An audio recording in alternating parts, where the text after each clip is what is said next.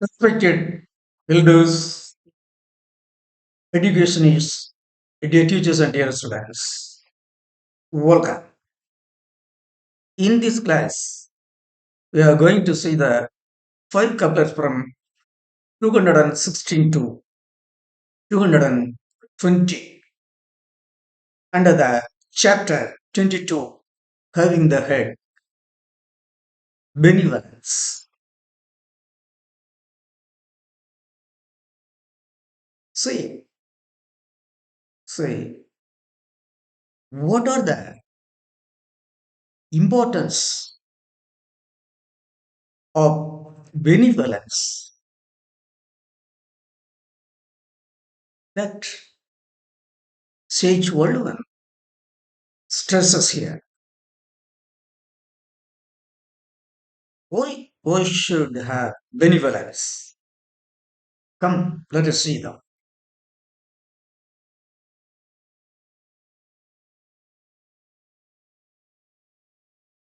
Tirukural. Comments and explanations with new dimension. Five couplets from 216 to 220. Video 88. Dated 17 to 2024.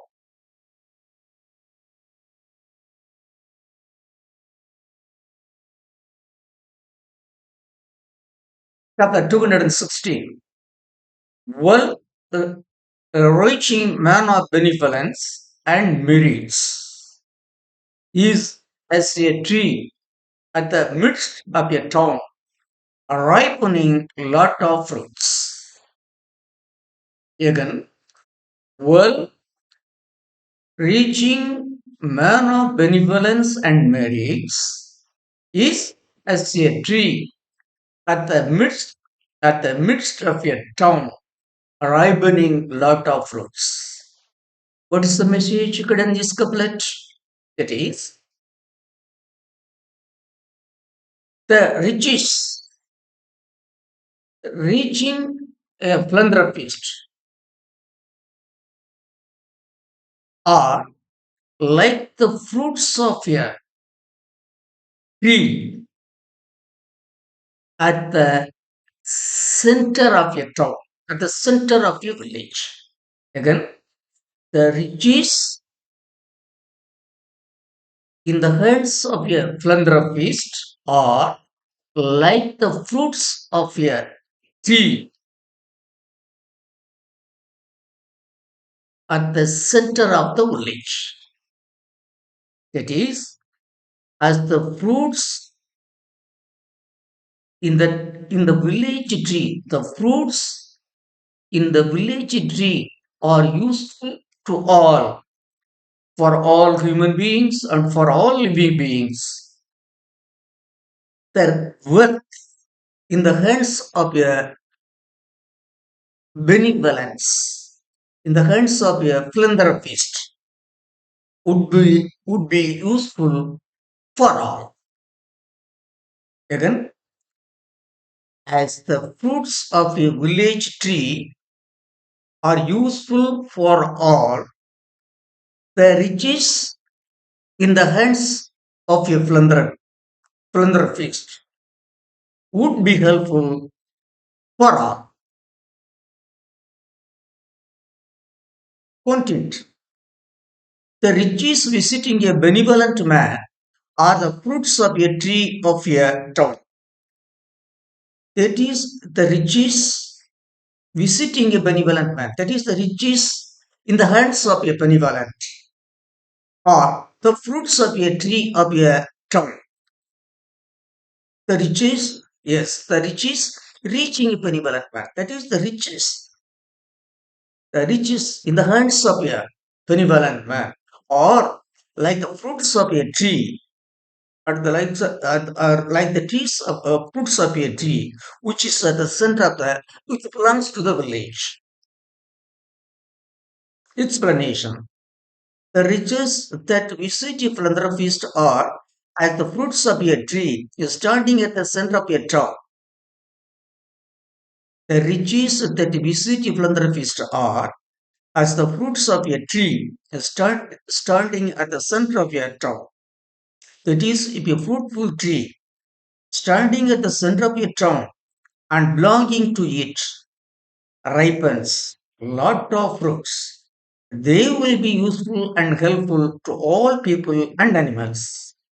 Likewise, if riches reach the hands of a benevolent man, they will be used for the welfare of all. It is the riches reaching a benevolent man are the fruits of a tree of a town.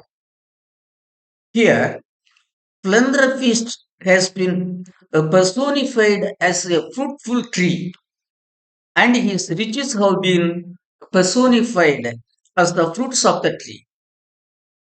Again, wealth reaching man of benevolence and merits is as a tree at the center of a town ripening lot of fruits. That is, as the fruits of a village tree are useful for all, the riches of a philanthropist would be useful for all.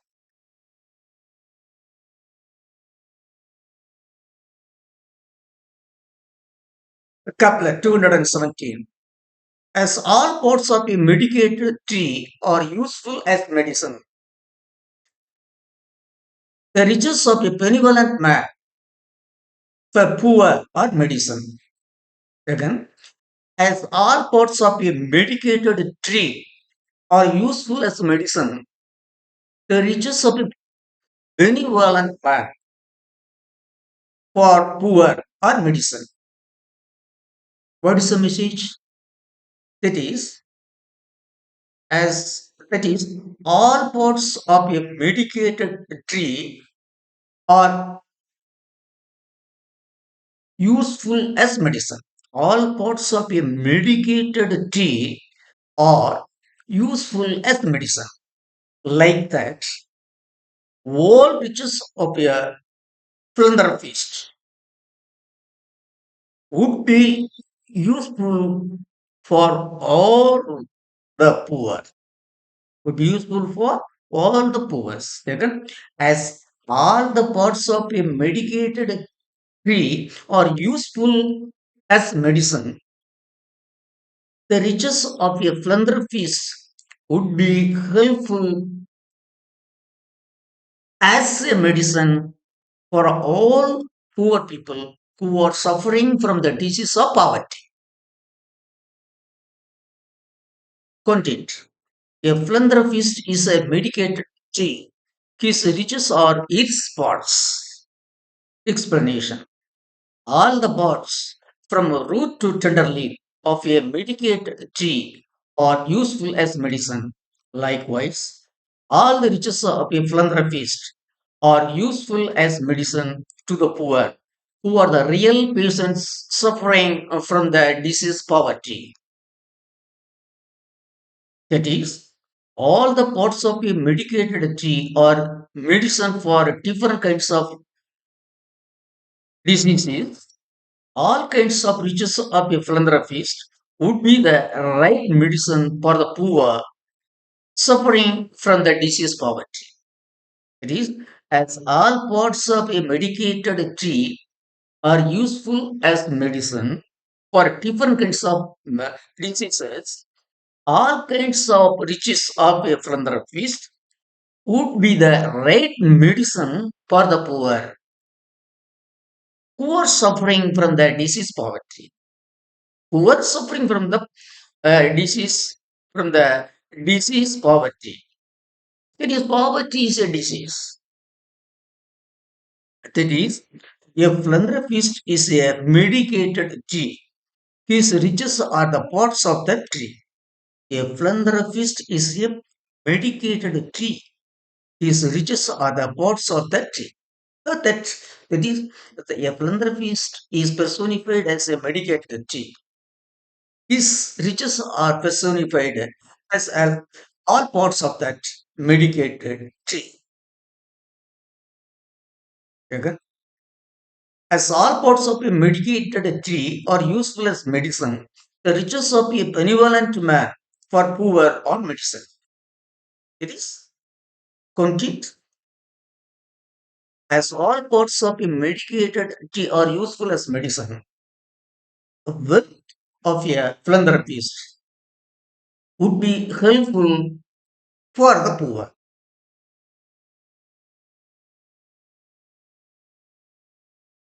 Then, couple 218.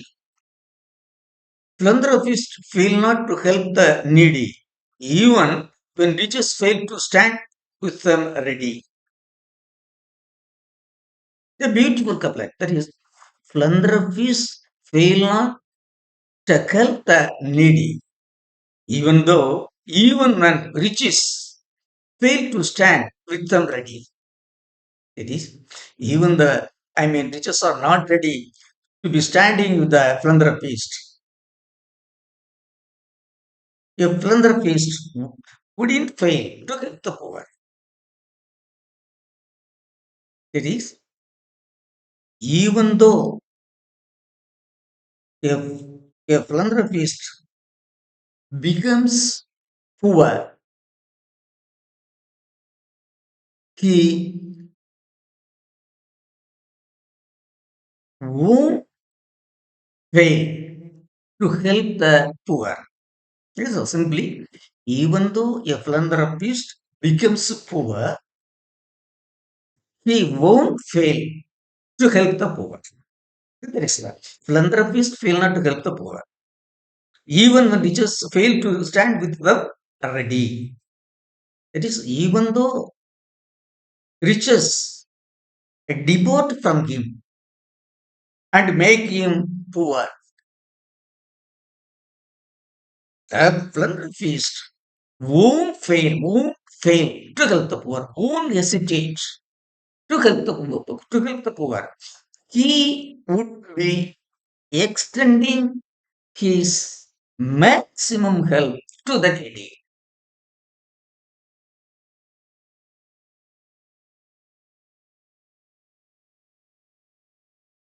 It is, poverty is not a hurdle for philanthropists. Poverty is not a hurdle for philanthropists. Explanation. Benevolent people would never fail to help the needy, even though their wealth gets diminished.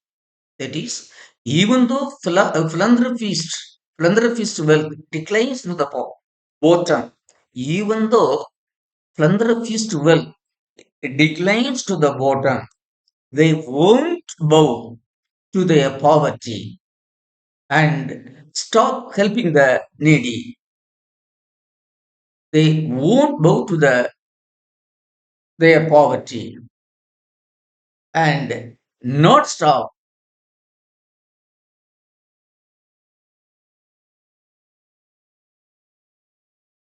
They won't go to their poverty and stop. That is, won't stop.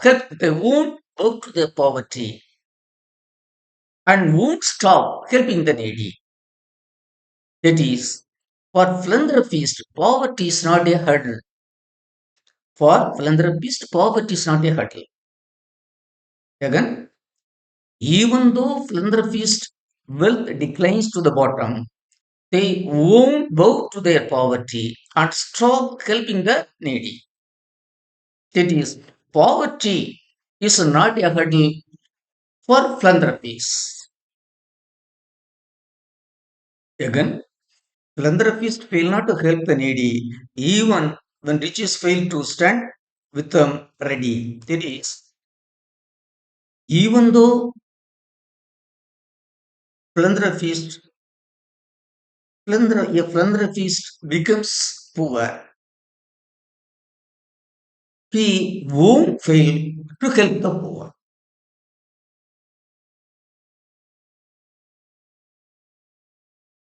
Couplet 219.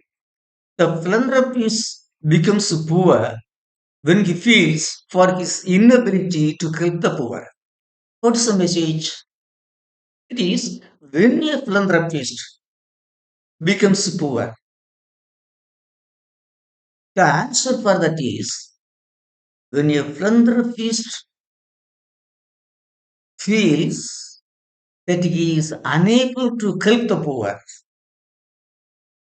he becomes poor. The philanthropist becomes poor when he feels for his inability to help the poor.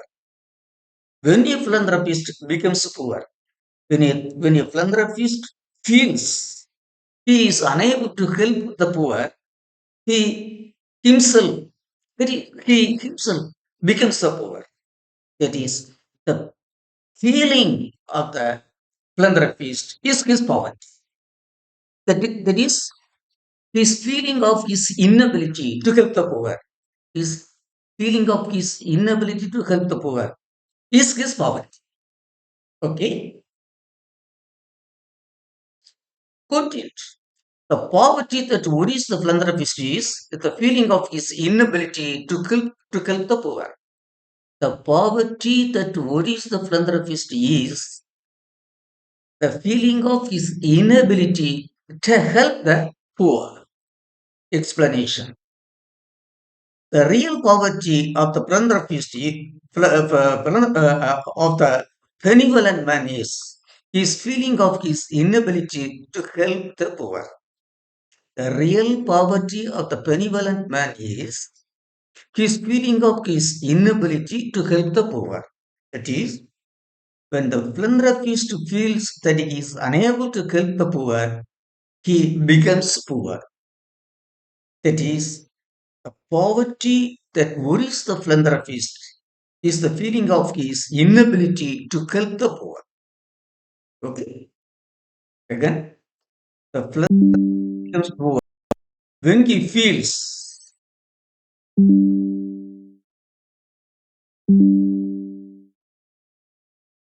when he feels for his inability to help the poor. It is when a philanthropist becomes poor is when he feels that he is unable to help the poor, he becomes poor. When a philanthropist feels that he is unable to help the poor, he really becomes a poor. That's all. What he is feeling is his poverty. Couplet 220. If benevolence invites loss, if benevolence invites loss, even by selling thyself, earn that loss. Again, if benevolence invites loss, even by selling thyself, yourself, earn that loss. What is the message? That is, if a man invites loss, if a man becomes poor because of entertaining benevolence, if a man becomes poor because of entertaining benevolence, that poverty should be bought even by selling yourself. Again, if you become poor, if you become poor because of entertaining benevolence, because of helping the poor, by that poverty, even by selling yourself, it is by that poverty, by any means. Again, if benevolence invites loss, even by selling thyself, end that loss. If you if you become poor because of helping the poor, by that poverty, even by selling yourself, that is even that poverty, by any means, by any virtuous means, Continue. Sustaining benevolence would bring greatness. Sustaining benevolence would bring greatness. That is, keeping up benevolence. Philanthropy would bring greatness, would earn greatness. Sustaining benevolence would bring greatness. Explanation. If philanthropy would bring material loss, meet that loss even by selling yourself. That is, if philanthropy would bring material loss, meet that loss even by selling yourself. That is, as benevolence is the greatest virtuous and creative deed, keep it up by all moral means. Again, as benevolence is the greatest virtuous and creative deed, keep it up by all moral means. If a material loss is taken due to benevolence, if a material loss is taken due to benevolence, face it even by selling yourself. That is, sustaining benevolence would bring greatness. Sustaining benevolence would bring greatness, would earn greatness. Again, if benevolence invites loss, even by selling thyself, earn that loss. That is, if you are to become poor because of helping the poor, earn that poverty even by selling yourself. That is, earn that poverty by any virtuous means. It is because that poverty is the greatest wealth that you earn in your life. That you earn in your life. Then, benevolence. My comments. The water quenching thirst, the medicine curing wound, the mother delighting feeding, the philanthropist delighting giving. It is here I say, I am personifying us. The philanthropist delighting giving, the philanthropist delighting because of giving, the philanthropist delighting because of giving is like the water quenching thirst, the medicine curing wound, the mother delecting feeding, the benevolent, the philanthropist getting delighted because of giving is like the water getting delighted, quenching thirst, like the medicine curing disease, wound, like the mother getting delighted feeding her children.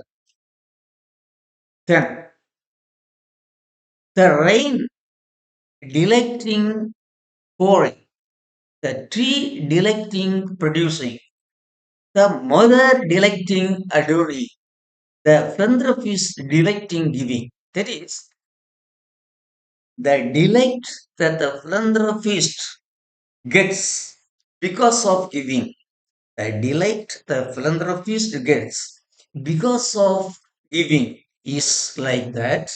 The rain delecting pouring, the tree delecting producing, the mother delecting adorning her children, the sky suffering a lack of moisture, the earth suffering lack of water, the mother suffering lack of things, the philanthropist worrying lack of riches. So, what I would like to say to you here? What I would like to tell to you here, she say, the philanthropist worrying a lack of riches. It is the philanthropist worrying for his inability to help the poor is like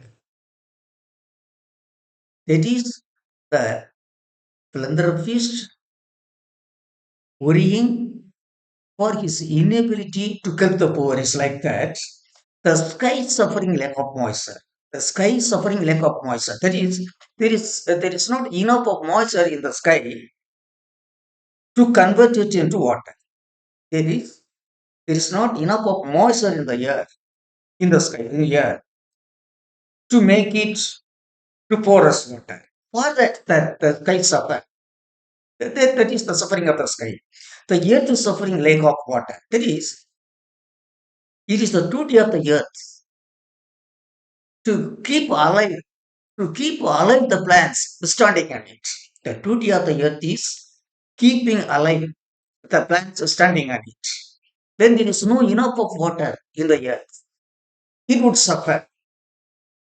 It would feel worried for that. It is unable to unable to save its children. There is plants like that. The mother suffering lack of things. There is the mother. There is the mother. When the mother is unable to meet the need of the children, the mother is unable to meet the needs of her children. She would feel worried. So all these things, the sky, the worry of the sky, the worry of the, earth, and the worry of the suffering, worry of the mother, are like the philanthropist, worrying for his inability to help the poor. That, chapter 217. As all parts of a medicated tree are useful as medicine, the riches of a benevolent man for poor or medicine. That is, I would like to quote this couple because it is the couple. It has a highly influenced me. It is. I don't compare. I don't like to compare a benevolent to a tree that stands with that has been flourished with a lot of fruits. I don't like to compare a benevolent. A philanthropist to a tree that stands that has been flourished with full of fruits, useful fruits. But a tree, the all parts of a tree are capable of being used as medicine. So I would like to quote a medicated tree, to personify a medicated tree as a philanthropist. That is why I have given this couplet here. The abundant wealth of a philanthropist is the large water of the big river. That is, the wealth in the hand of a philanthropist is like the water available in a big river. My couplet, my verse. Give thy riches to the deserving poor. Give thy riches to the deserving poor. It would make thee the dear of the poor. Give thy riches to the deserving poor. It would make thee the dear of poor. So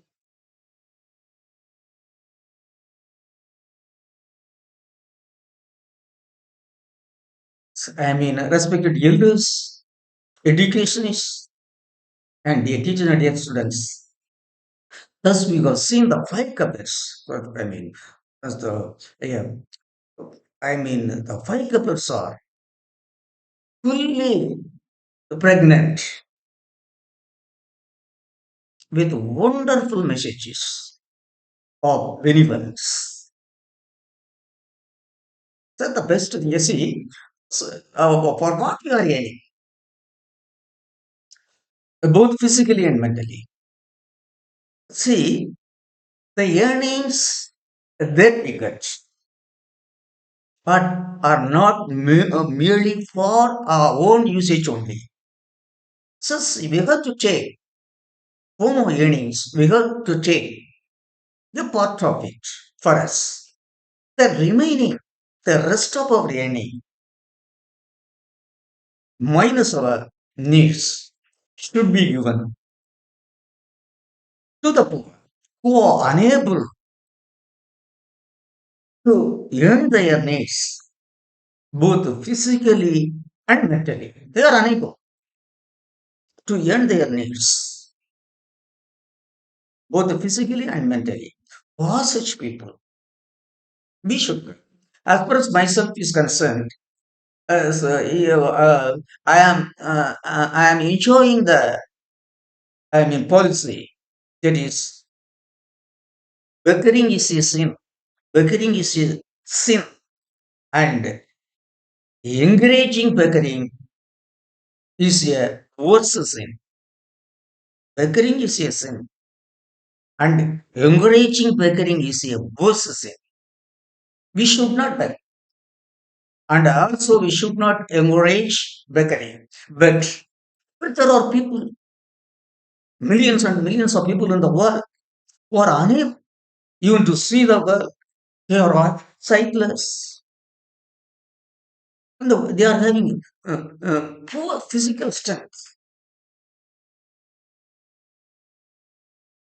and they are physically, the efforts are not all right to work. So here, giving, that is philanthropy means we should help the helpless who are unable to earn their needs both physically as well as mentally. It is the part of others who are unable, who are able to earn both physically and mentally should allot a part of their earnings for the need of those who are unable to earn their needs. That is on that ground.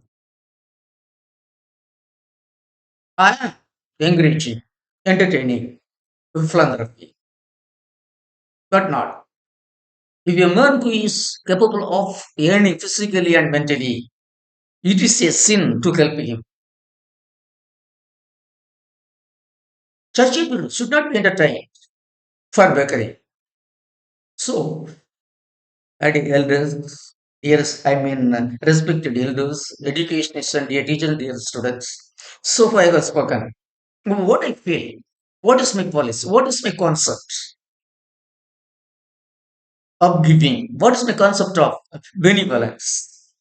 Benevolence means helping the needy who are both physically and mentally are unable to earn for their needs. That is, I would like to say. So, okay, I thank all of you for keenly watching my comments and learning something from my teaching. So, okay, till I meet you in the next class, uh, uh, I wish all of you a very nice and sweet time. Thank you.